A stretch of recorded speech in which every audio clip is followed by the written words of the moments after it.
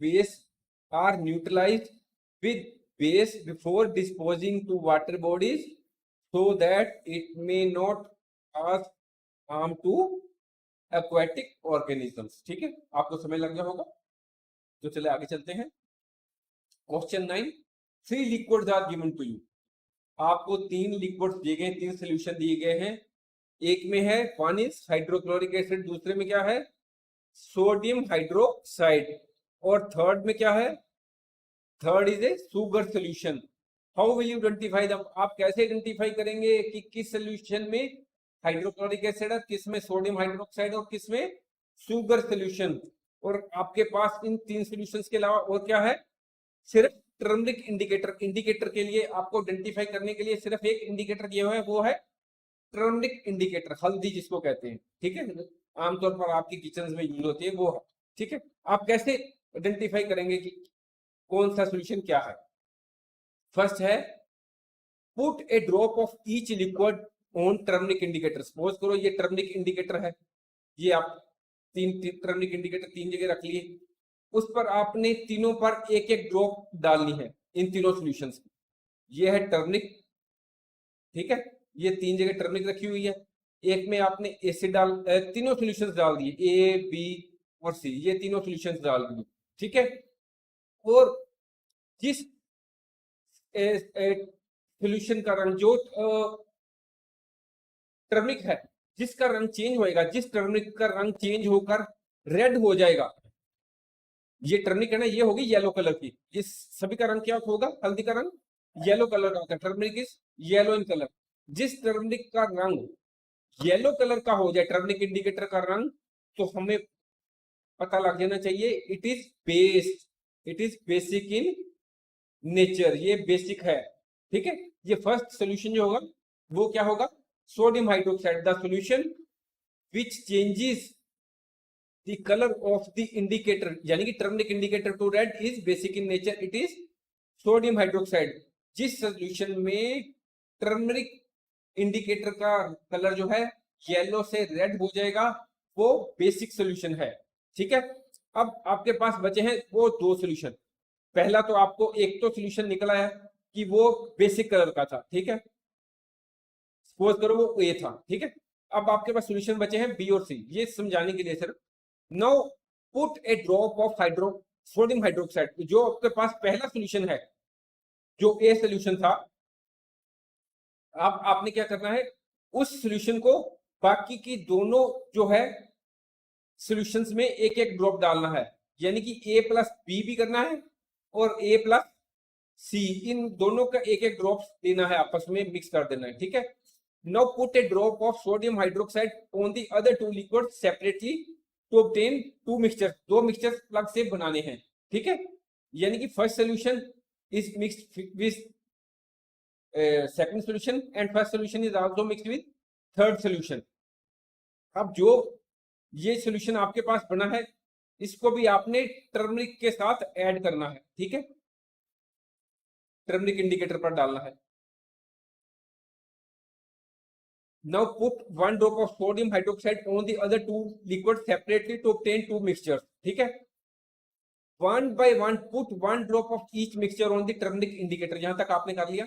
The mixture that changes the color of the indicator to red contains neutral sugar solution। आपको पता है कि अगर हम कोई सॉल्यूशन बेसिक है और बेसिक सॉल्यूशन को न्यूट्रल के साथ मिक्स करेंगे, ठीक है, तो उस सॉल्यूशन की नेचर क्या रहेगी, बेसिक। अगर हम बेसिक सॉल्यूशन को एसिड के साथ रिएक्ट करते हैं तो न्यूट्रलाइजेशन का इफेक्ट होगा और जो सॉल्यूशन बनेगा बाकी वो न्यूट्रल हो जाएगा। ठीक है, ठीक है। और अगर तीसरा जो है उस सॉल्यूशन में क्या है, उसमें आप टर्मरिक सॉल्यूशन एसिड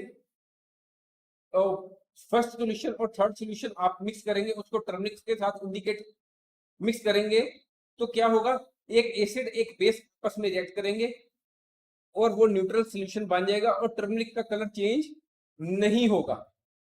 ठीक है, यही हमारा आंसर है। while the mixture which will not change the color of turmeric indicator contains hydrochloric acid, third solution में हाइड्रोक्लोरिक एसिड है, क्योंकि उसने हाइड्रोक्लोरिक एसिड और सोडियम हाइड्रोक्साइड ने आपस में मिक्स होकर एक न्यूट्रल सोल्यूशन को जन्म दिया है, प्रोड्यूस किया है, और उस न्यूट्रल सोल्यूशन से जो है वो टर्मरिक का कलर चेंज नहीं होगा, वो येलो का येलो ही रहेगा टर्मरिक का सोल्यूशन। ठीक है, तो हम आगे चलते हैं।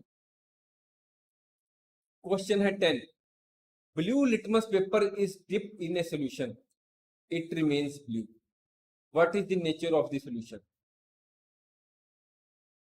आंसर है हमारा, solution can be either a base और a neutral. Acid solutions change blue litmus into red. हमने सबसे पहले फर्स्ट क्वेश्चन में किया था कि एसिड सॉल्यूशन जो होता है वो ब्लू लिटमस को रेड में कन्वर्ट करता है, और रेड को कोई चेंज नहीं करता, वो रेड को रेड रहने देता है। ऑन दी अदर साइड अगर बेसिक सॉल्यूशन है तो वो ब्लू को ब्लू रहने देता है और रेड को वो ब्लू कर देता है। ठीक है, hence it is not acidic. Bases turn red litmus to blue, but do not react with blue litmus. Blue को blue रहने देते हैं बेसिस, और न्यूट्रल सॉल्यूशन जो होते हैं वो भी रेड लिटमस को भी कोई कलर को चेंज नहीं करते। अगर उसमें ब्लू लिटमस पेपर डाल दो तो वो ब्लू का ब्लू रहने देते हैं, वो उसको कोई इफेक्ट नहीं करते। इसलिए जो हमने ब्लू लिटमस पेपर किसी भी सॉल्यूशन में डाला है तो अगर उसका कलर चेंज नहीं हुआ तो इसका कारण ये हो सकता है कि either that solution is basic और it may be a neutral solution. अब हमारे पास क्वेश्चन है 11, consider the following statements, both the acids and bases change the colour of all indicators. क्या ये सभी सॉल्यूशंस एसिड या बेसिस जो है वो सभी प्रकार के इंडिकेटर्स के कलर को चेंज करते हैं? तो ये हमारे पास आंसर एक एक करके करते हैं। The change of the colour in acid and base depends on the type of indicator. ये इंडिकेटर किस टाइप का है उस पर डिपेंड करता है कि कलर जो है चेंज होता है एसिड में या बेस में कि नहीं। ठीक है, कि इंडिकेटर का रंग जो है वो अगर हम किसी भी इंडिकेटर को एसिड में डालते हैं या बेस में डालते हैं उसका कलर चेंज होगा कि नहीं होगा, ये इंडिकेटर पर ही डिपेंड करता है कि वो किस तरह का इंडिकेटर है। All indicators do not change the colour with base and acid. For example, turmeric changes its colour to red with base but it remains yellow with acid. ये हमने पिछले क्वेश्चन में डिस्कस किया है कि टर्मरिक का colour जो है वो एसिड के साथ रिएक्ट करने पर चेंज नहीं हुआ। ठीक है, सो हमारी ऑप्शन है वो फर्स्ट जो है वो इनकरेक्ट है।